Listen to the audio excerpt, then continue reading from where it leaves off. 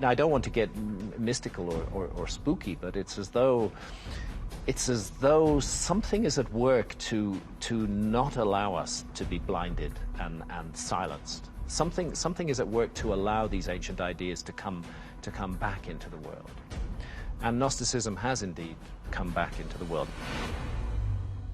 I'll try to reconstruct the situation. In the early years of Christianity, really, from sort of 30 AD onwards through to about 400 AD, there are actually many different kinds of Christians, many different sects that regard themselves as Christians, as followers of Christ, but they have very different views. Amongst those early Christian sects were a group that called themselves Gnostics. They believed that there is a divine spark in humanity.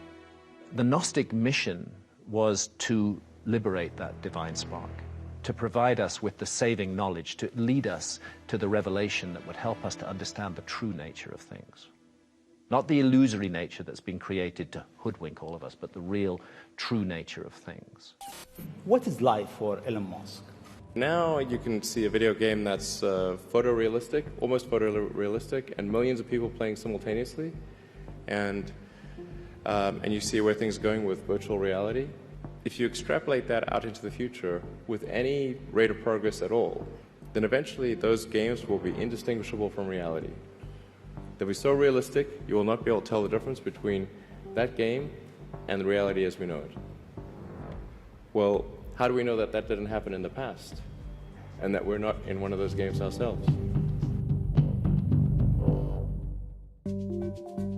Some believe this concept of a simulated universe originated from these ancient Gnostic texts that suddenly were discovered in 1945. These lost books named the creator of the universe as an aeon named Sophia. Sophia was considered to be a frequency, and her frequency would manifest into certain humans and the material realm. This myth of Sophia has challenged some to look at the universe differently than they have before. The manifestation of Sophia, the personification of Sophia, might be representative of fractal energy and the fact that fractal energy fills the gaps between the symmetries of the very small and the very large. And it's this energy that we're basically saying is controlling this ancient technology, that all of this ancient technology is based upon that same idea, that it goes on and on through every single ancient teaching, that this idea that there is this all-encompassing unified energetic field makes a lot of sense that would be equated to Sophia. Fractal energy has a very deep relationship to the golden mean ratio, and the golden mean ratio is present in human DNA. That's what our DNA is based off of, and it's through this fractal energy and the fact that the golden mean ratio basically keeps it in check and keeps it going in a certain direction that we're able to derive a lot of new technology even today. It's something that they're beginning to rediscover, something Nikola Tesla had come across in his work. But it's interesting that these ancient civilizations were recording information like this and doing it in such a way that a parable could back up actual scientific information. Could the ancient Gnostic texts be explaining not only the Creator, but the frequency in which the Creator exists through mathematics and quantum physics? This third dimension is what we consider to be a holographic reality. It's not just me saying this, it's a lot of scientists have come forward now, a lot of scientists involved in supersymmetry and quantum physics, quantum mechanics, stating that the nature of the reality of the universe itself appears to be holographic in nature. So what scientists did was they did an experiment called the double slit experiment, where they put two little tiny microscopic slits and they put photons on the back, and they shot these photons through these slits. Well, when they weren't looking, the photon created a wave pattern on the back wall of this experiment.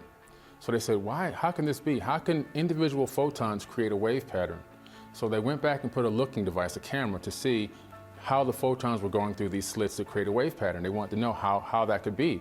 Well, when they did that, when they looked, it created a digital pattern on the back wall. So all of a sudden, it was a wow moment. The actual prospect of looking, in other words, conscious intervention can change matter, can change the shape of the universe. So basically, it tells us that consciousness is really what is all that exists in the universe. The universe is pure consciousness.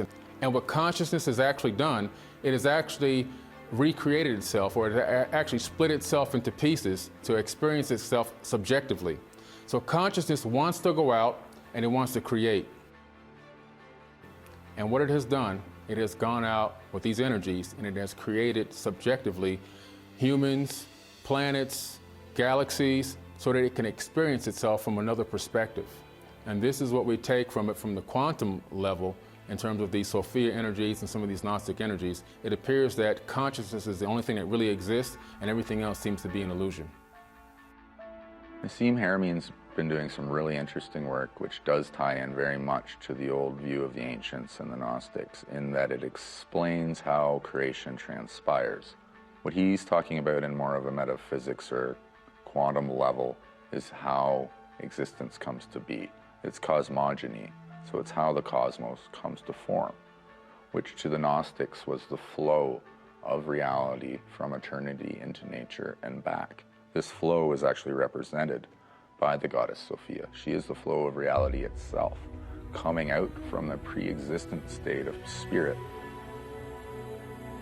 But if this is true, why would this understanding of the universe and an aeon named Sophia be hidden beneath the sand for so long?